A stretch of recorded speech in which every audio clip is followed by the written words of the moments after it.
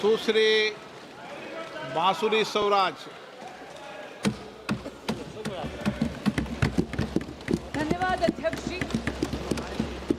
मैं the public examinations prevention of unfair means amendment bill 2026 के support में खड़ी हुई हूँ। अध्यक्ष जी, ये एक ट्रांसफॉर्मेटिव अमेंडमेंट है। इसकी न केवल आवश्यकता है बल्कि ये आज के समय की मांग भी है और इस अमेंडमेंट को लाना आदरणीय प्रधानमंत्री श्री नरेंद्र मोदी जी की संवेदनशीलता और उनकी जिम्मेदाराना सरकार का प्रमाण है। अध्यक्ष जी, जब एक कॉम्पिटिटिव एग्जामिनेशन कॉम्प्रोमाइज होता है तो उसका असर केवल उस कैंडिडेट पे नहीं होता जिसका भाग्य दांव पर लग जाता है। इसका असर तो उस उनींदी मां पर भी होता है जो सुबह 4 बजे गर्म दूध और भीगे हुए बादाम अपने बच्चे को खिलाती है। उसका असर उस पिता पर भी होता है जो अपनी इच्छाओं का त्याग कर कर उस बच्चे की फीस भरता है। स्वयं प्रधानमंत्री श्री नरेंद्र मोदी जी ने कहा है कि पेपर लीक एक घोर अपराध है और इसीलिए मैं यहाँ कहना चाहूंगी और इस सदन को आश्वासन देना चाहूंगी कि आदरणीय प्रधानमंत्री श्री नरेंद्र मोदी जी के लिए पेपर लीक को घोर पाप कहना केवल एक बयान नहीं है, ये उनकी सरकार की नीयत है। इसीलिए ये अमेंडमेंट आज यहाँ पर लाया गया। Speaker Sir, a law is a living instrument. It needs to evolve with the challenges that it faces. And in a democracy as complex as ours, in a democracy as large as ours, an examination is definitely the truest, most meritocratic ritual. Because this is one ritual where under the same clock, the son of a laborer and the daughter of a CEO sit down, answer the same set of questions and get judged by the same yardstick. When such a ritual, such an examination is compromised, what gets diluted is a very holy covenant. A covenant that binds the most striving children of India. A quiet promise that in India, effort and merit alone shall prevail. अध्यक्ष जी, आज परीक्षा mafia संगठित हो गया है, cross state criminal network बन गया है और ये बिल, ये जो संशोधन आज लाया गया है, ये ज्यूरिसडिक्शन की उलझन को सुलझाता है, उसको समाप्त ही कर देता है। क्योंकि इस बिल में ये प्रावधान है कि केंद्र सरकार एक स्पेशल टास्क फोर्स का गठन कर सकती है इन्वेस्टिगेशन के लिए और एक बार जांच शुरू हुई तो घड़ी की गिनती चलने लगती है न्याय के पक्ष में। क्यों? क्योंकि ये बिल ये प्रावधान भी देता है कि हर स्टेट और हर यूनियन टेरिटरी में एक स्पेशल फास्ट ट्रैक कोर्ट का गठन हो। यही नहीं, इन्वेस्टिगेशन एजेंसीज को ये बिल ये कहता है कि आपको मात्र 2 महीने के अंदर अंदर पूरी की पूरी प्रक्रिया समाप्त करनी है और जो फास्ट ट्रैक कोर्ट है उसको पूरा का पूरा ट्रायल 3 महीने के भीतर भीतर खत्म कर कर अपना फैसला देना है। डे टू डे ट्रायल के साथ साथ ये भी प्रावधान इस संशोधन में दिया गया है कि स्पेशल पब्लिक प्रोसिक्यूटर्स अपॉइंट करे जाएंगे। उनका एकमात्र काम होगा केवल और केवल इस प्रकार के मुकदमों की पैरवी करना और किसी भी प्रकार की अननेसेसरी एडजर्नमेंट कोर्ट नहीं देगा। अगर किसी भी प्रकार की एडजर्नमेंट कोई भी पक्ष अगर लेगा तो उसके रीजंस जज राइटिंग में नोट कर कर देगा। और अगर किसी मुजरिम को ये लगता है कि अरे अपील कर कर वहां पर अपील का टाइम लंबा खींच लूंगा, तो अध्यक्ष जी मैं ये कहना चाहूंगी कि उसका भी ये उम्मीद पूरी तरह समाप्त करता है ये संशोधन। क्योंकि ये संशोधन ये कहता है कि appeal directly division bench of high court को जाएगी। यानी कि जहां पर 2 जजेस न्यायपीठ पर बैठे हुए हैं और अपील भी मात्र 3 महीने के अंदर अंदर समाप्त कर कर उसका फैसला सुनाया जाएगा। अध्यक्ष जी, मैं स्वयं एक वकील हूं। हमें हमेशा एक लीगल मैक्सिम सिखाया गया, justice delayed is justice denied. यही आत्मा बन गया है इस संशोधन का और इसके लिए मैं आदरणीय प्रधानमंत्री श्री नरेंद्र मोदी और एनडीए की सरकार को बधाई देती हूं। स्पीड के साथ साथ ये संशोधन सजा को भी और कठोर करता है।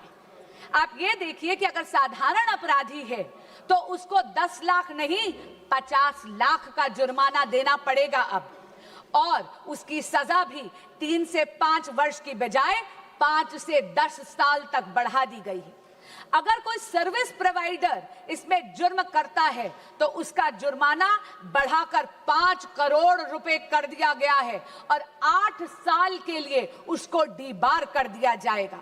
और यही नहीं, अगर कोई क्रिमिनल ऑर्गेनाइजेशन इसमें है, कोई संगठित अपराध इसमें अगर पाया जाता है तो मिनिमम फाइन 10 करोड़ रुपए कर दिया गया है और जेल का टर्म 7 से 10 वर्ष कर दिया गया है।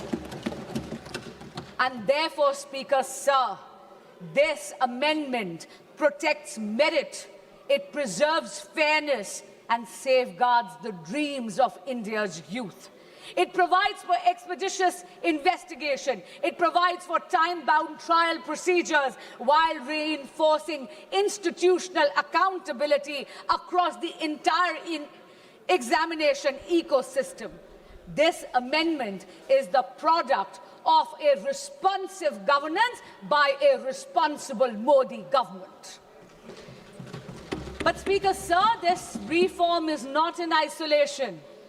अध्यक्ष जी, प्रधानमंत्री श्री नरेंद्र मोदी जी तो वो नेता हैं जो यूथ लेड डेवलपमेंट का मूल मंत्र देते हैं विकसित भारत के संकल्प को सिद्ध करने के लिए, और इसीलिए परीक्षा में चर्चा कर कर उन्होंने अपने व्यक्तिगत समय का निवेश करा है इस देश के युवाओं में। उन्होंने तो ये सुनिश्चित करा है कि हमारे देश का बच्चा एग्जाम वॉरियर से एग्जाम वॉरियर बन जाए। पिछले 12 वर्षों में शिक्षा के क्षेत्र में मोदी सरकार के अथक प्रयासों से रिफॉर्म एक्सप्रेस चल रही है। आप देखिए 12 सालों में अध्यक्ष ji, medical colleges and medical seats have doubled, दुगनी हो गई है उनकी संख्या। यही नहीं, आईआईटीज अब 16 के बजाय बढ़कर 23 हो गई हैं। IIMs 13 से बढ़कर 21 हो गई हैं। Functioning AIIMS, all India institute of medical sciences अब 7 नहीं, मोदी सरकार के कार्यकाल में 7 से बढ़कर 20 हो गई हैं। यही नहीं, नंबर ऑफ यूनिवर्सिटीज भारत में मोदी जी के कार्यकाल में 60% से ज्यादा हो गई हैं, बढ़ गई हैं। As far as higher education enrollment statistics are concerned, अध्यक्ष जी, 91 लाख additional students अब higher education के institutes में enroll करते हैं, जिसमें से 50 लाख महिला students हैं, female students हैं, और हाँ, SC students की enrollment तो 44% हो गई है। ST students की संख्या बढ़कर 65% हो गई है। अध्यक्ष जी, ये विस्तार केवल अफसरों का विस्तार नहीं है, ये सामाजिक न्याय का विस्तार है। लेकिन मोदी सरकार ने रिफॉर्म्स को केवल इंस्टीट्यूशंस तक सीमित नहीं रखा, डिजिटाइज कर कर ये सुनिश्चित कर दिया कि दीक्षा के माध्यम से एजुकेशन हर बच्चे के मोबाइल फोन तक पहुंच जाए। ईट पाठशाला के माध्यम से पूरी की पूरी लाइब्रेरी अब बच्चों की हथेली में है। CUET जैसा एडमिशन प्रोसेस के लिए एग्जामिनेशन लाकर एडमिशन प्रोसेस को और ज्यादा पारदर्शी यानी ट्रांसपेरेंट बना दिया, और NEP 2020 में भारत की एजुकेशन सिस्टम को रिजिड स्ट्रीम से मुक्त कर दिया गया है। यदि कोई स्टूडेंट बायोलॉजी के साथ साथ म्यूजिक पढ़ना चाहता है तो उसको अब अपनी प्रतिभा में किसी एक सब्जेक्ट का चयन करने की जरूरत नहीं है, क्योंकि नरेंद्र मोदी जी ने यह सुनिश्चित कर दिया है कि प्रतिभा ना परिस्थितियों की अधीन होनी चाहिए और ना ही एजुकेशन स्ट्रीम्स की मोहताज। अध्यक्ष जी, जब अफसरों का विस्तार होता है तो उसके साथ साथ उन अफसरों की निष्पक्षता भी सुनिश्चित करनी अनिवार्य है।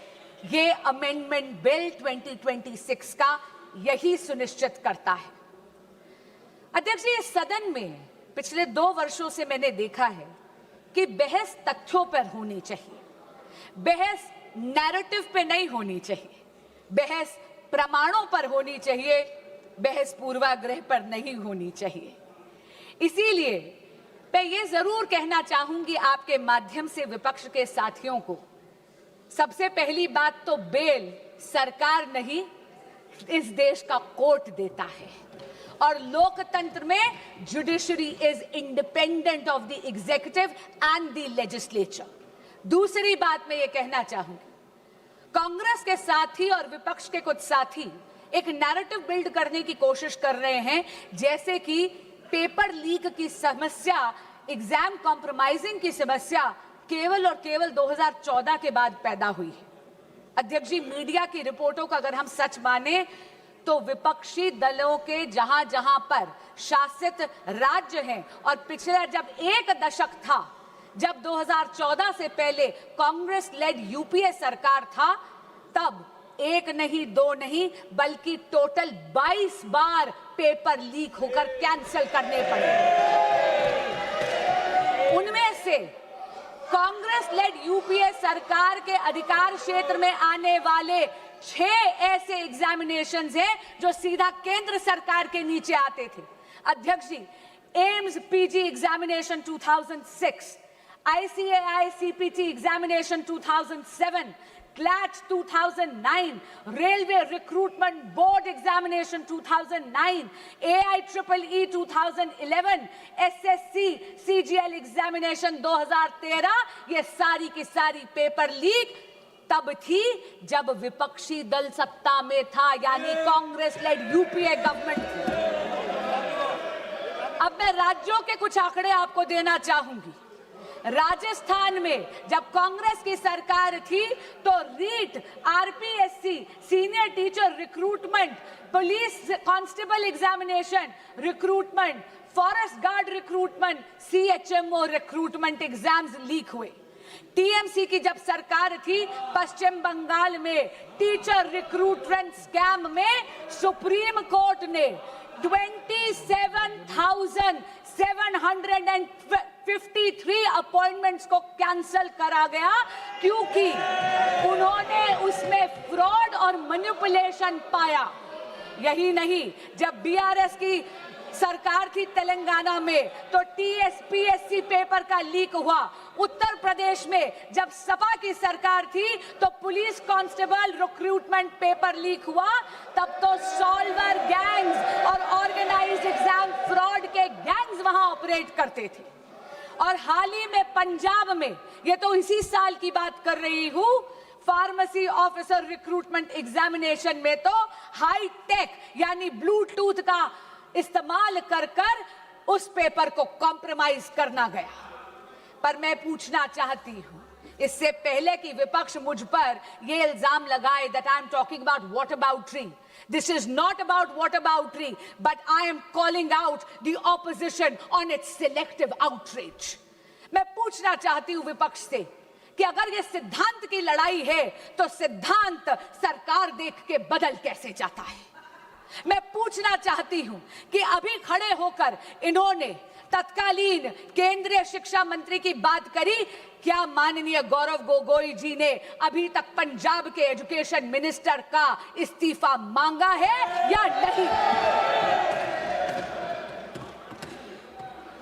यही बात नहीं है अध्यक्ष जी, एक सिंगल प्रोफेशनल टेस्टिंग एजेंसी की मांग पिछले 30 साल से इस देश में पेंडिंग थी। 1986 की जो नेशनल पॉलिसी थी एजुकेशन की, उसका जब प्रोग्राम ऑफ एक्शन 1992 में आया, तब ये मांग उभर कर आई।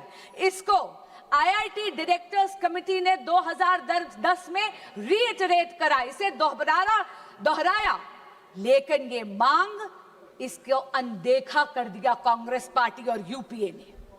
क्यों? क्योंकि उनको कोई फर्क नहीं पड़ रहा था कि इस देश के युवा का भविष्य कसौटी पर नहीं उखड़ रहा था। उनको कोई फर्क नहीं पड़ रहा था कि इस देश के युवा का भविष्य उसकी बलि दी जा रही थी। ये तो नरेंद्र मोदी की सरकार आई, एनडीए की सरकार आई, तो 2017 में एनटीए का गठन हुआ।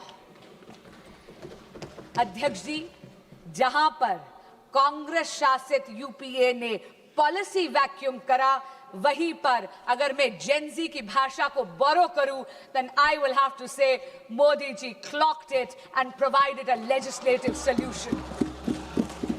But while Narendra Modi provided an anti-paper leak law, a very robust law, which today is being even more formidable, all that the opposition did was chase political opportunism. अध्यक्ष जी, फर्क साफ है। फर्क केवल सरकार का नहीं, फर्क सोच का भी है। यूपीए का मंत्र है delay, deflect and deny. Modi का मंत्र है डिटेक्ट, डिसाइड एंड डिलीवर।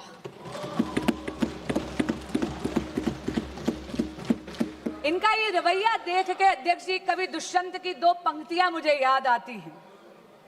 तुम्हारे पैरों के नीचे कोई जमीन नहीं है, तुम्हारे पैरों के नीचे कोई जमीन नहीं है, कमाल है कि फिर भी तुम्हें यकीन नहीं है।